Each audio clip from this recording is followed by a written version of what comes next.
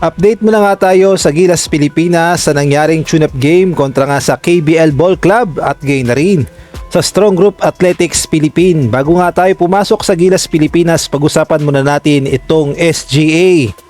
Naglabas na nga ng public apology ang Chinese Taipei Basketball Association o CTBA, ang organizers ng torneo, matapos ang biglang pagbabago sa format ng kompetisyon na nakaapekto sa kampanya ng Strong Group Athletics o SGA. At ayon sa ulat ng Manila Bulletin, partikular na binigyang diin ng organizers ang paghingi ng paumanhin sa SGA na tinuturing na isa sa pinakamalaking naapektuhan ng naging pagbabago. Pero bakit ba naging malaking issue ang pagbabago sa format?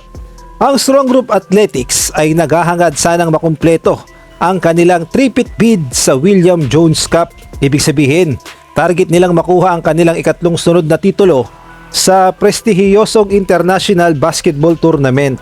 Kaya naman nang magkaroon ng biglaang pagbabago sa format ng torneo, nagkaroon ito ng malaking epekto sa kanilang pagkakataong maipagpatuloy ang kanilang title run. Dito naging mainit ang usapin para sa isang team na naghahanda at naglalaro para sa isang championship. Napakahalaga ng malinaw na tournament format bago pa man magsimula ang kompetisyon. Kaya naiintindihan kung bakit naging malaking bagay para sa SGA ang naging pagbabago.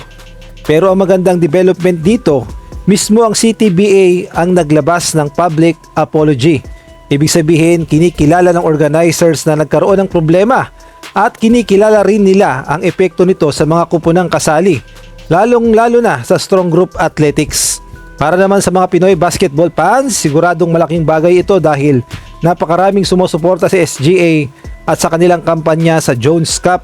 At syempre, hindi lamang ito tungkol sa isang laro o sa isang kupunan.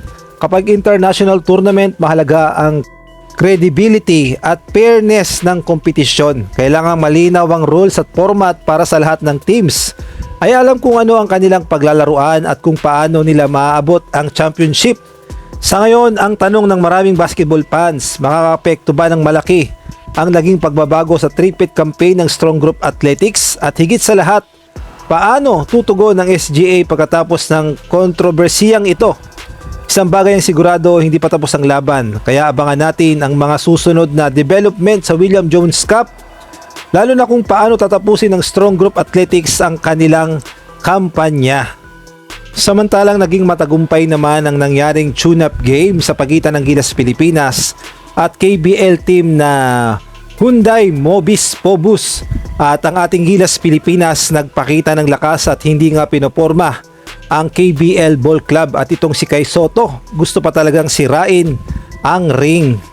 Kaya naman panuuri natin ang naging highlights ng laban.